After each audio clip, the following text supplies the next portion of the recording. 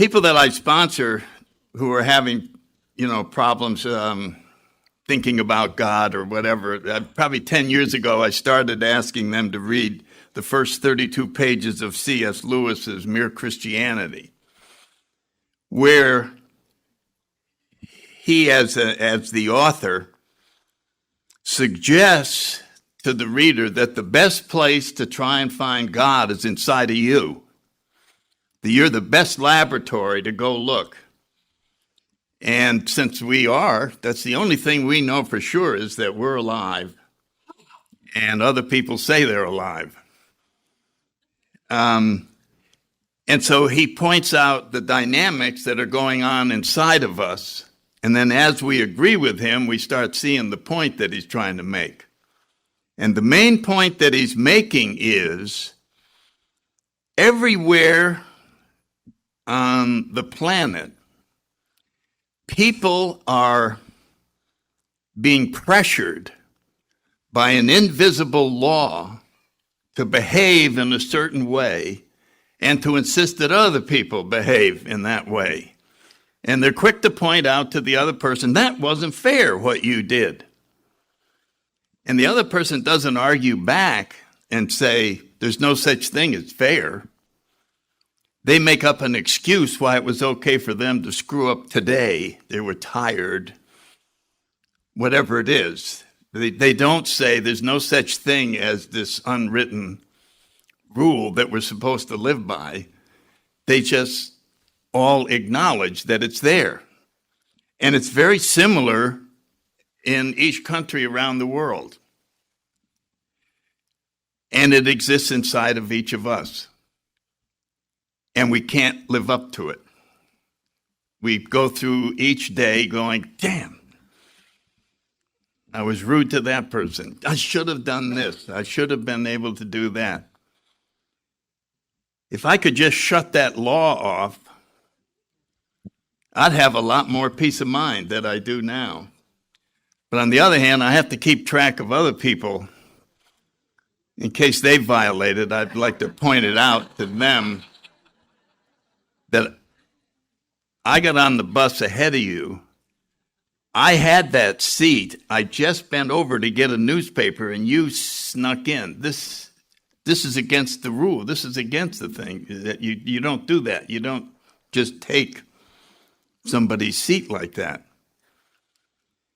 And the other person knows that that's wrong too, but they go, well, I've got a bum knee and it's hurting me. So we make an excuse, but we never argue that there's no such thing as this unwritten set of rules that everybody keeps track of and nobody can live up to.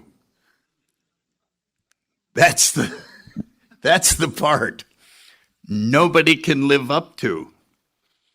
Now, that's a heck of a dilemma because, you start out and you're young and you assume as you mature and as you get more grown up that you'll be able to master this and you'll stop falling short of whatever this damn thing is that is there all the time. Well, I remember reading that and agreeing that, goddamn, he's got a point.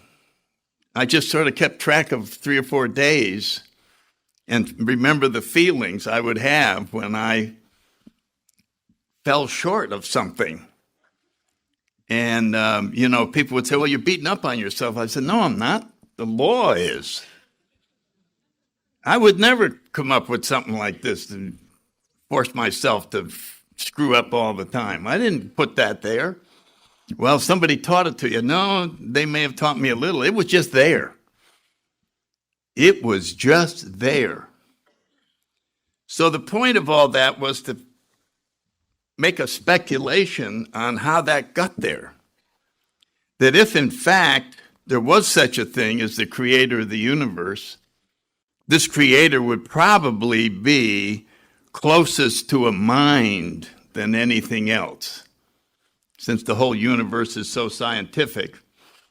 And how could this creator communicate with the creatures that he wanted to be most like him The only ones who experience this law, all the other laws of nature can't be broken. You step off a cliff and choose not to fall, that's not going to happen. It's just gravity's going to take you down. But these laws, we have the option of breaking them and then suffering the consequences.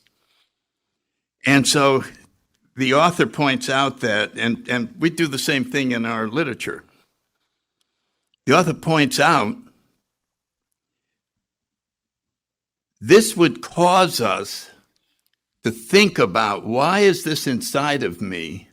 What is it trying to tell me? It's trying to tell me that I need help if I'm ever going to be at peace with this law. I need help if I'm ever going to be at peace with myself. And we're all having a problem with being at peace with ourselves.